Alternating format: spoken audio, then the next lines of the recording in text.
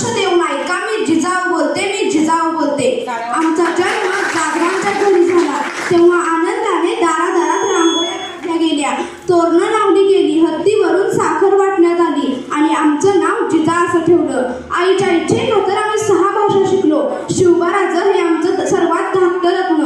अतिशय कठीण परिस्थितीवर मात करून आम्ही शिवबाराजेंना घडविलं. अंगणातली तुळस, गोठ्यातली गाय आणि घरातली माय यांच्याकडे जर कोणी वाकड्या नजरेने पाहत असेल तर त्यांची गय करू नका, ही शिकवण आम्ही शिवबाराजेंना दिली. आम्ही पाहिलेले स्वराज्याचं स्वप्न ते त्यांनी पूर्ण केलं. त्यांच्याविषयी जेव्हा लोकांनी बोललं जातं, एक होते शिवाजी, भीती नव्हती जगाची. एक होते शिवाजी, भीती नव्हती जगाची.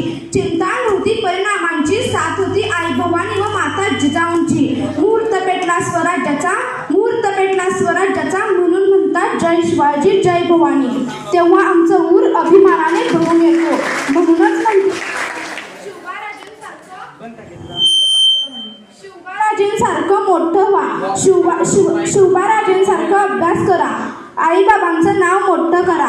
आमचा जन्म 12 जानेवारी 1598 मध्ये सिंदगड राजा बुलढाणा येथे झाला.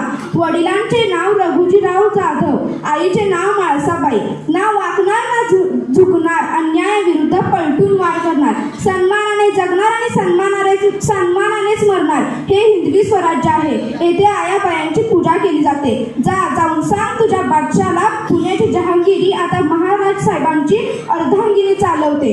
माझ्या लेकीनं तुम्हापुढे माझी एक विनंती आहे. जर कोणी तुम्हाला काही म्हटले तर त्यांना सांगा की अंधाराला घाबरत नाही, आभाळाची साथ आहे.